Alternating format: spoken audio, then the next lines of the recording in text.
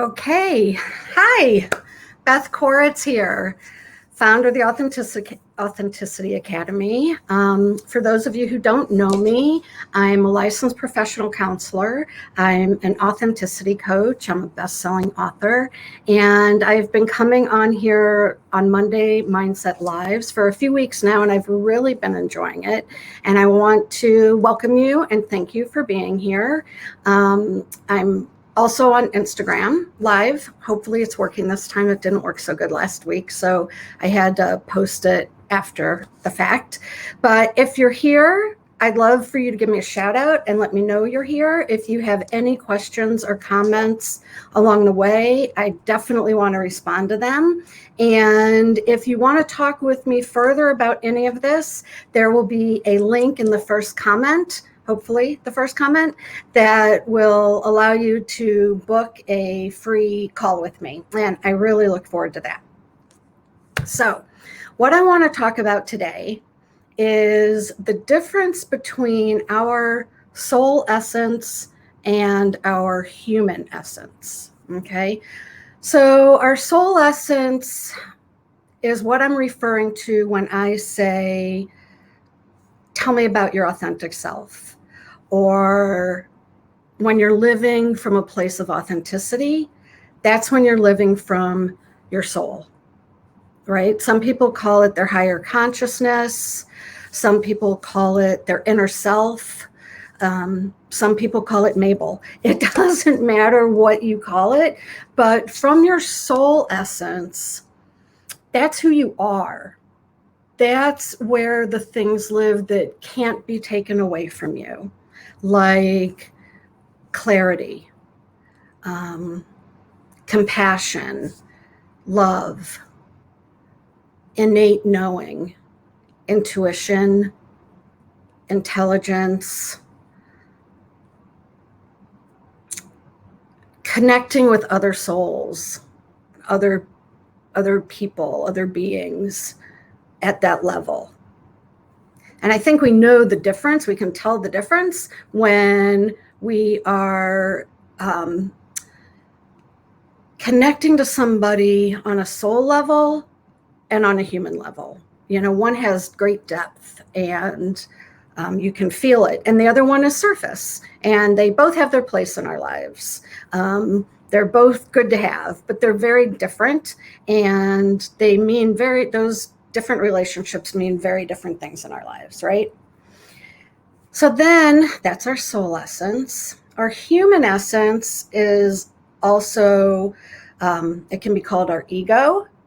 It can be called Fred. Our human essence is our frailties. It is what we do. Where our soul essence is who we are, our human essence is what we do. And it's really all stemming from ego, right?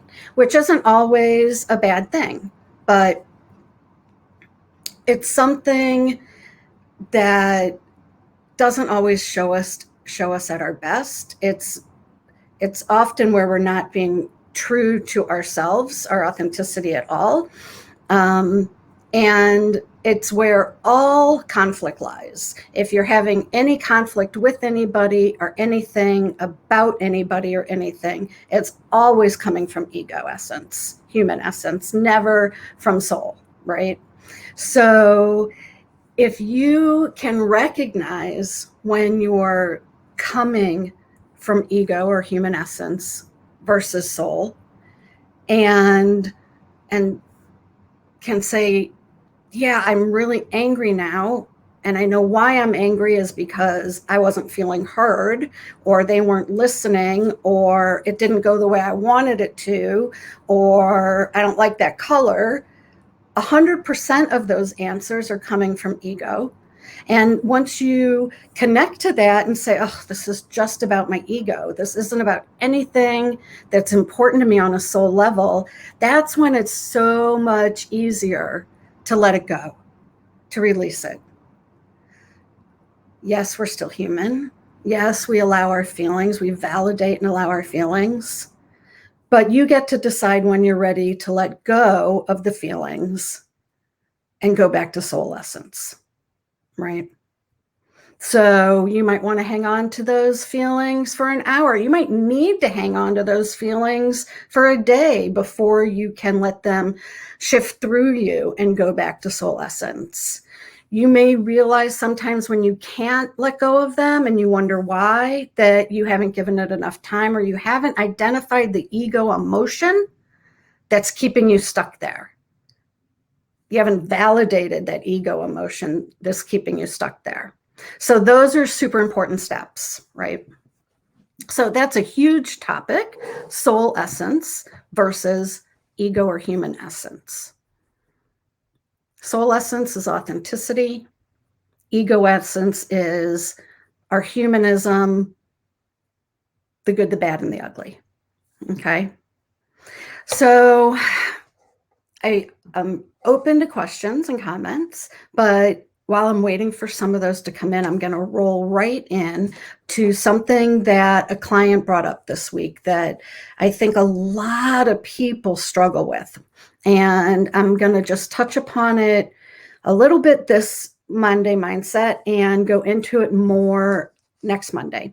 But that is, there's so many people out there. So this particular client came to session and said she just feels so lost because she cannot find her purpose. She feels unfulfilled, like there's something really missing in her life because she doesn't know what her purpose is. And until she figures out her purpose, how can she truly be fulfilled and happy?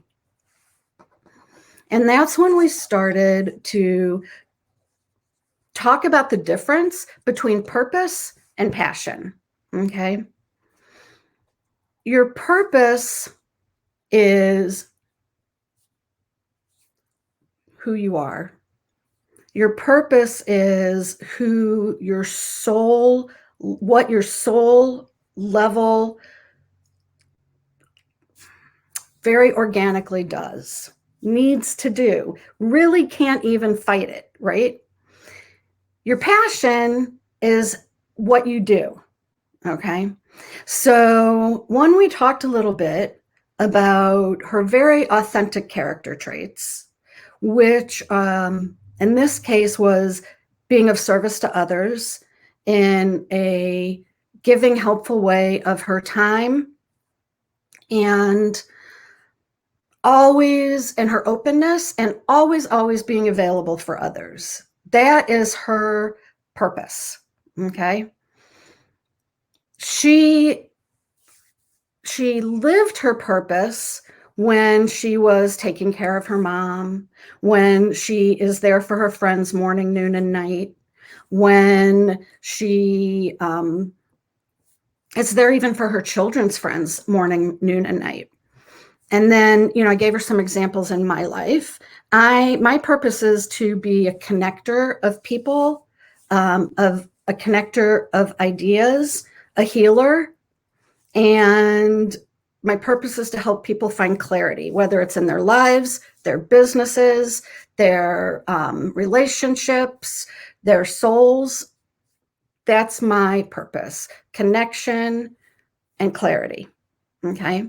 So I look back at my myriad of entrepreneurial experiences.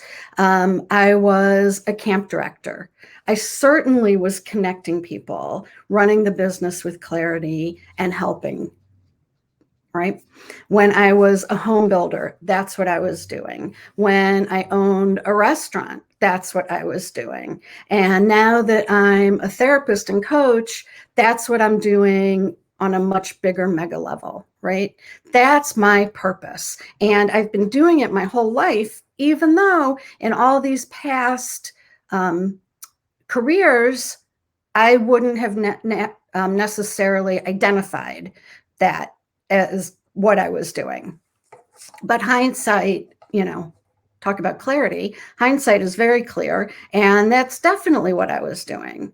So I think a lot of people are waiting for like this aha epiphany moment that deserves to be on Oprah about what their purpose is, when in reality, they've probably been living it all along.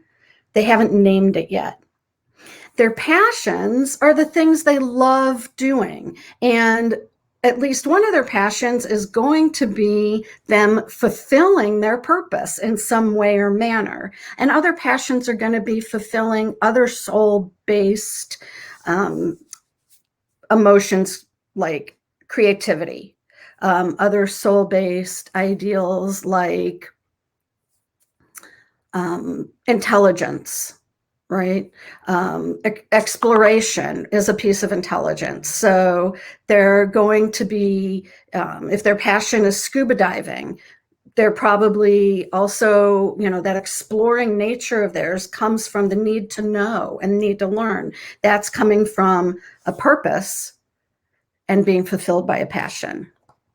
So I hope that this has been helpful for you guys. I know that where this is going to really grow is when I can talk about this with you and your specific experiences, help you define what your purpose is and most likely has been throughout your life, and how your passions have reflected that, and how you can find newer ways or new ways to live your purpose and live your passions, right?